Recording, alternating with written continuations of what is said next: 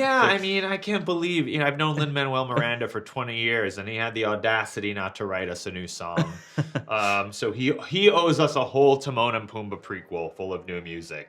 I was more nervous than I was excited because I've never done it before. Yeah. Having said that, when the first half hour was passed, then I started getting excited, and we found a key into it, and I got a lot of help. I mean, I honestly think like 90% of what Timon and Pumbaa say in the movie was improvised. We have come to rule without mercy. This was a bad idea! You've obviously played a lot of villains over the years. So where would you say this character kind of fits into the pantheon of villains that you've played? It's the best lion villain I've played. It's obviously a completely different genre in the sense that it's Walt Disney. It's musical, it's lifted universe, and something I grew up with, and say even my parents' generation grew up with Disney. So yeah, I feel humbled that they asked a Danish guy to be part of this from scratch and building up a character. And how involved were you in working with Barry Jenkins and with everyone else in kind of creating the character and the version of the character that we end up seeing? Well, I don't sit down and start writing it, but obviously we start from scratch. We have the story, we start with maybe one drawing, we get inspired, we do a couple scenes, different tempos, energies, and then Barry goes away, come back with the animated version of it, like first draft, and then we get inspired again and we start shooting again, and then we will come up with an idea, change a little here. So we are involved in this in the manner that we are there and we are part of the process. Obviously, it's Barry goes home and become the puppet master. Is that quite unlike any process you've had for any film you've done before? I've never done it like that. I mean, so if you improv a little or you go through lines, so it's over, it's done. And then you move on to the next scene. That was not the case here. We would come back to the scenes because Barry had an idea or he got inspired for something we did. And he wanted to try something out. And you can only do that maybe in theater, but you never do that on film. A lot of people were quite surprised when Barry Jenkins was announced as the director for this film, just because it's so different to the films that we've seen him made in the past. Were you quite surprised when you first found out? And what was he like to work with? No, generally? I was surprised he hadn't done this for years, because he just said, as a captain on a ship, I thought he had been sailing for many times before this one. Completely different world, must also be for him. But he felt completely in command, knowing every detail about how this works. And I also think he did a smart move. It's like for him, it was like about dealing with his actors and make them feel comfortable and understand his universe so that we can bring him something that he can use, right? So he focused very much on our performance and our characters.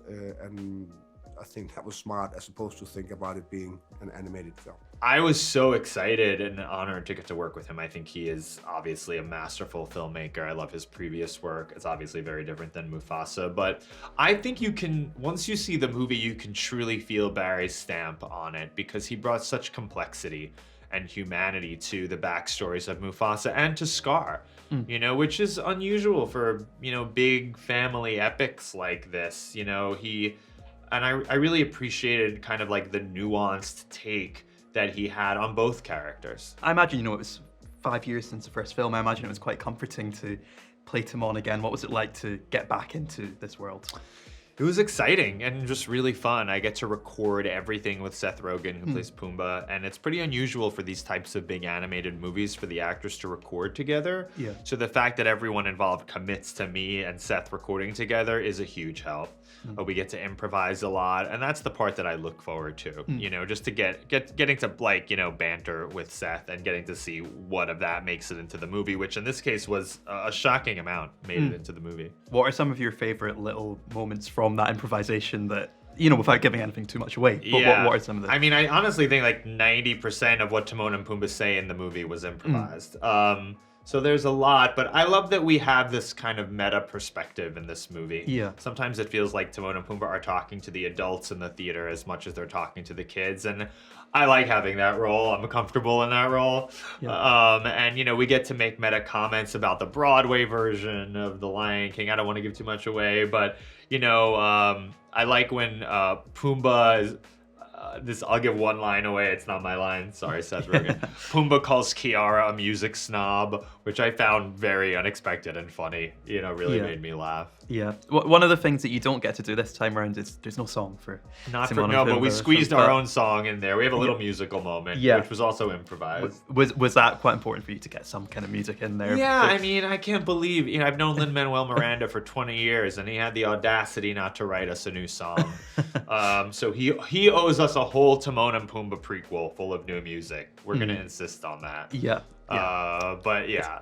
And you mentioned, of course, that this is a musical and there's new songs by Lin Manuel Miranda, and you get to do some singing as well. What was that something that you were quite excited to do? Were you nervous about doing some singing? What? I was more nervous than I was excited because I've never done it before. Yeah. Having said that, after when the first half hour was passed, then I started getting excited, and we found a key into it, and I got a lot of help. And you know, let the character be the singer, not you. I mean, forget about yourself. Just let the character be the singer, and that helped tremendously. When you are doing, you know, obviously this is a sequel to a beloved film, and you know, the first of these CGI Lion King films based on the original film had that source material already, whereas this one, it's a new story but using some of the characters that we know. Do you think there's a kind of pressure knowing that fans will be maybe kind of extra wary about what's going to happen, how it's going to live up? Or I mean, I think the storytelling itself is not really down my alley, right, at this point. But I think you have to keep in mind, obviously, that so Mufasa has to end here. Yeah. Scar has to end here. So we can't just say they're completely different. But I think that the bravery of telling how they became who they are, especially maybe even when we deal with the character of Scar, it's like, okay, that's interesting that you actually spend a lot of time on a little cub that really wants a brother. Yeah. And once you get the brother, he figures out that, oh my God, this brother is so much more of a lion than I am, and it darkens his heart. A beautiful story to tell, and it ends exactly where I wanted. Yeah. Now we understand what happened to Scar. This is the Mufasa we hope to. And what was that experience like for you of watching the film, having, you know, been closely involved in the making of it, but then I guess more so than when you watch some of your other previous films, It looks, you know, obviously completely different to when you're making it. No, I mean, this leap was gigantic. When we left the project, can't remember when, last time we were in the studio and doing the last touches, the animation was kind of there, but let's say it was 40-50% there. And then, so the leap from there to what I saw on that screen was just gigantic. It was blew our minds away what we were watching. So it's fantastic, interesting to be part of that process. Yeah, and also you record so far in advance because of the time they need to animate after you've recorded that you forget, especially with our characters. Like, again, so much of what ends up in the movie is improvised. I had no idea what they used or didn't use. So it was a rare moment where I could watch myself, not myself, I'm in the form of a meerkat, hear myself, see myself sort of in a movie for the first time and not know what was going to come out of my mouth. I got to be like more objective about my own performance in a way.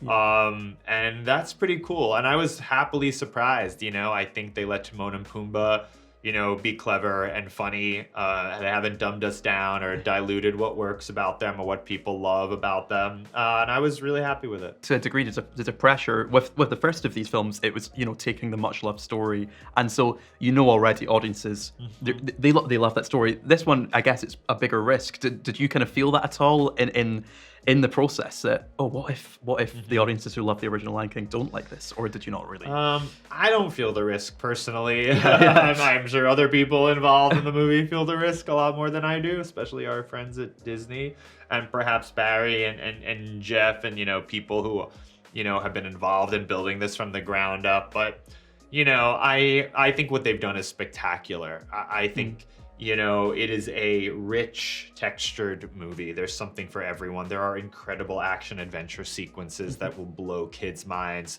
The new songs by Lin Manuel, the comedy of Timon and Pumbaa, and just the humanity and the heart that's in this. I don't think you can watch Mufasa and not feel that it's coming from a real place. you know, that the people involved in the making of this movie care deeply about it. That's all over the screen, in my opinion. And so I hope people see that too. Yeah, and it always helps to have Mads Mikkelsen as a villain because he's so such a great. great villain. Were you delighted when you found out that he was going to be? Yeah, I joining think the that was cast a in it? really inspired choice. We just met for the first time the other night. We didn't get to record together, and he's hilarious and a delight, and a real fun character.